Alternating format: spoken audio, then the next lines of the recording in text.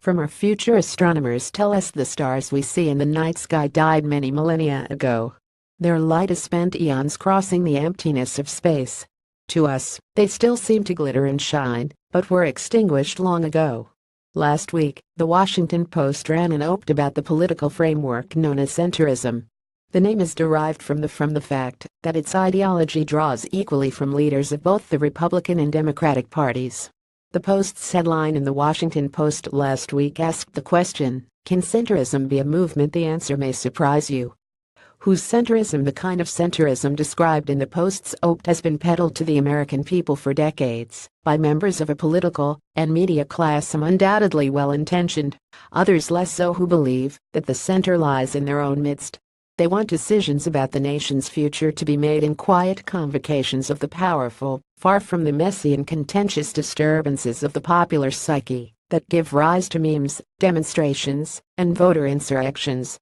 You know democracy. This brand of centrism brought us responsible plans to cut Social Security, a rhetorical fixation on deficit reduction, an unwillingness to prosecute crooked bankers or break up too big to fail banks, and at the same time a drive to involve ourselves in military misadventures across the globe. It's a global phenomenon, taking in the liberal leaders of social democratic parties in Western Europe, as well as U.S. Democrats with last names like Clinton and Obama. It gave us Obama's deficit commission fiasco, his misguided attempts at a grand bargain, and congressional Democrats' fixation on pay-go programs. This kind of centrism has been rejected by the voters over and over again. Obama was forced to retreat from it, at least rhetorically, in order to win re-election. But it contributed to the Democrats' loss of the Senate, the House, 2/3 of governorships, and some 900 state legislature seats.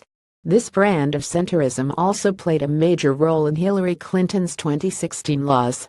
Even after attempting to adopt a more populist pose, Clinton could not resist return to her old ways. "I get accused of being kind of moderate and center," she said at an Ohio campaign event. "I plead guilty." Ohio, like many swing states, had already been decimated by job-killing, centrist trade deals. Clinton's record, along with comments like these, made her vulnerable to her pitchman opponents' phony promises. This brand of centrism gave us Trump. The light of dead suns. There have been many attempts to keep this vision of centrism alive, all funded by Wall Street tycoons and corporate CEOs. Still it shines, burning as bright as so many dead suns, fueled by the incineration of Wall Street money. Not that I don't understand its appeal, especially if you travel in certain circles. Political debate is messy and angry and frequently rude. Members of Congress don't beat each other senseless with canes, as in days of old, but that could be making a comeback.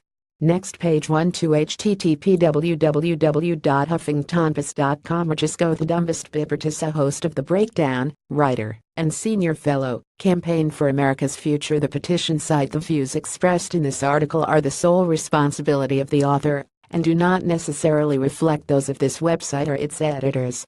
Want to post your own comment on this article?